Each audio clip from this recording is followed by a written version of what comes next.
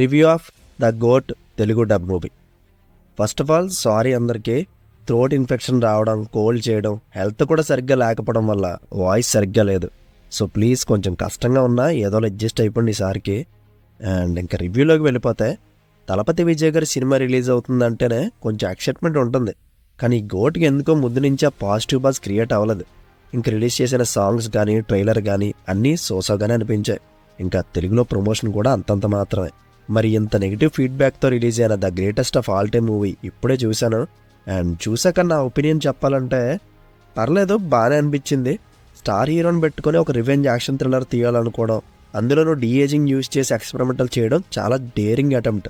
దానికి వెంకట ప్రభు గారిని అప్రిషియేట్ చేయాలి. ఎందుకంటే ఆ ఒక్క ఎలిమెంట్ సినిమాలో మిస్ఫైర్ అయ్యిందంటే సినిమా అంతా కామెడీ అయిపోతుంది. బట్ అలాంటి తప్పేం చేయలేదు.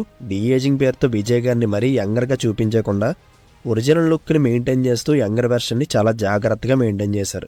బట్ అఫ్ కోర్స్ ఫాస్ట్ బేజింగ్ సీన్స్లో కొన్ని CGI రిమార్క్స్ ఉన్నాయి. బట్ అవి పెద్ద రిజిస్టర్ కావు. అండ్ ఓవరాల్గా టెక్నికల్గా మాత్రం సక్సీడ్ అయ్యారు వెంకట ప్రభు. అండ్ డీటెయిల్గా మాట్లాడుకుందాం. దానికన్నా ముందు ఒకసారి ప్రెమైస్ చూస్తే, యాంటీ టెర్రరిస్ట్ స్క్వాడ్లో మెంబర్ అయిన గాంధీ వర్క్ పర్పస్ మీదని థాయిలాండ్ వెళ్తాడు. అండ్ తనతో పాటు తన ఫ్యామిలీని కూడా తీసుకెళ్తాడు. అండ్ ఆ థాయిలాండ్లో జరిగిన ఒక యాక్సిడెంట్ నుంచి తన లైఫ్ మొత్తం రివర్స్ అయిపోతుంది. అండ్ ఎంటైర్ స్టోరీ కూడా అక్కడి నుంచే స్టార్ట్ అవుతుంది. అది ఎలా, ఏంటి, మధ్యలో యంగర్ తలపతి ఎక్కడి నుంచి వచ్చాడు, వాట్ ఈస్ వాట్ అని కంప్లీట్ డీటెయిల్స్తో తెలియాలంటే మూవీ చూడాలి. అండ్ ఈ మూవీ మొత్తం బేస్ అయ్యేది విజయ్ గారి పెర్ఫార్మెన్స్ మీదే. అండ్ స్టోరీ కూడా తన క్యారెక్టర్ చుట్టూనే రివాల్వ్ అవుతుంది. అందుకే డ్యూయల్ రోల్ పెట్టి తీశారు. మళ్ళీ యంగర్ వెర్షన్ కోసం ఇంకొకరిని కాస్ట్ చేస్తే మల్టీ స్టార్ అయిపోతుంది మూవీ. ఎందుకంటే ఓల్డర్ తలపతికి ఎంత స్క్రీన్ స్పేస్ ఉంటుందో, ఇంచుమించు మూవీలో యంగర్ తలపతికి కూడా అంతే డ్యూరేషన్ ఉంటుంది. సో ఈ రెండు పెర్ఫార్మెన్సెస్లో ఉన్న వేరియేషన్ని చాలా పర్ఫెక్ట్గా పోర్ట్రే చేశారు విజయ్ గారు. అందుకే మనం ఇమీడియట్గా కనెక్ట్ అవ్వగలం. అండ్ ఈ క్యారెక్టర్ ఆర్క్లో చాలా లేయర్స్ ఉంటాయి అండ్ కాంప్లికేటెడ్గా కూడా ఉంటుంది. అండ్ గాంధీ రోల్ అయితే కామన్ కంపోజ్డ్గా, జీవన్ రోల్ అయితే హైపర్తో గ్రే షేడ్లో ఉంటుంది. రెండు క్యారెక్టర్స్ యొక్క డిఫరెంట్ బాడీ లాంగ్వేజ్ టూ గుడ్గా బ్యాలెన్స్ చేశారు విజయ్. సింపుల్గా చెప్పాలంటే వన్ మ్యాన్ షో ఇది, అంతే.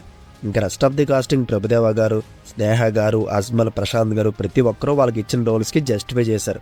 అండ్ ప్రతి ఒక్కరు స్టోరీలో పార్ట్ అవుతారు, కానీ అన్యూజువల్గా ఎవరిని వాడుకోలేదు.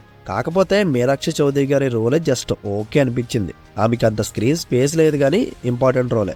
అండ్ ఇంక ఎక్స్పెరిమెంటల్ వైజ్ సినిమా నచ్చుతుంది. బట్ హై ప్రొడక్షన్ వాల్యూస్ పెట్టుకొని ఓల్డ్ టెంప్లెట్లో డిజైన్ చేశారు అనిపించింది. ఒక గ్రాండియర్ ఫీల్ రాలేదు. మరి ఇది కలర్ గ్రేడ్లో ప్రాబ్లమా, లేక కావాలని అలా చూపించారనేది తెలియలేదు.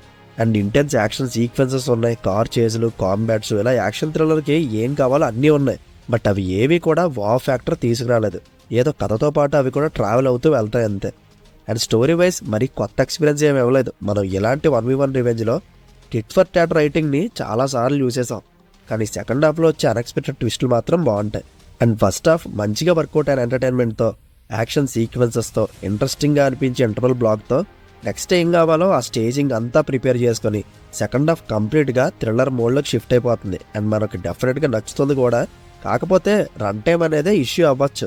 అలానే ట్రిమ్ చేయాల్సిన సీన్స్ ఉన్నాయి నేను అనలేను, బికాజ్ ఆ స్క్రీన్ ప్లేనే అటువంటిది. అండ్ ఒకదానికొకటి ఇంటర్లింక్ ఉంటుంది. అది తీసేయచ్చు, ఇది తీసేయచ్చు అని నేను చెప్పలేను.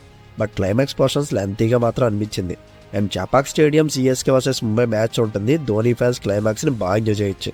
ఓవరాల్గా వెంకట ప్రభు గారి డేరింగ్ అటెంప్ట్ అండ్ ఆయన బిల్డ్ చేసిన స్క్రీన్ ప్లే ఎంగేజింగ్గా ఉంటాయి, కానీ రైటింగ్లోనే కొత్త సీన్స్ ఏమీ సెటప్ చేయలేదు. అందుకే ఓల్డ్ టెంప్లెట్ ఫీలింగ్ వచ్చింది. అది మీకు ట్రైలర్ చూస్తేనే అర్థమవుతుంది. అండ్ ముఖ్యంగా చెప్పాల్సిన ఒక మేజర్ ఇష్యూ ఈ మూవీకి యువన్ శంకర్ రాజు గారి సాంగ్స్ అండ్ బ్యాక్గ్రౌండ్ స్కోర్ చాలా పెద్ద డ్రాబ్యాక్ అయిపోయింది. జస్ట్ 1-2 OSTs తప్ప ఇంకేమీ నచ్చలేదు నాకు. బ్యాక్గ్రౌండ్ స్కోర్ పర్ఫెక్ట్గా యాడ్ అయి ఉంటే చాలా అడ్వాంటేజ్ అవుతును.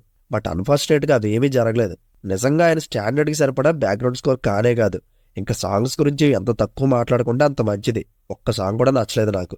సినిమాకి మేజర్ మైనస్ ఏంటని ఎవరన్నా అడిగితే ఫస్ట్ నేను మ్యూజిక్ అనే చెప్తా. అంతలా డిసప్పాయింట్ చేశారు యువన్ నన్ను. So that's it guys, the goat greatest of all time movie మీద నా ఒపీనియన్ ఇది. నేనైతే మూవీ చూడమనే రికమెండ్ చేస్తా. డెఫినెట్గా ఒకసారి అయితే చూడొచ్చు. అడల్ట్ కంటెంట్ ఏముండదు. అండ్ ఫైనల్గా ఈ మూవీకి నేను ఇస్తున్న rating 2.75 out of 5. So see you in the next video. Take care friends and thank you.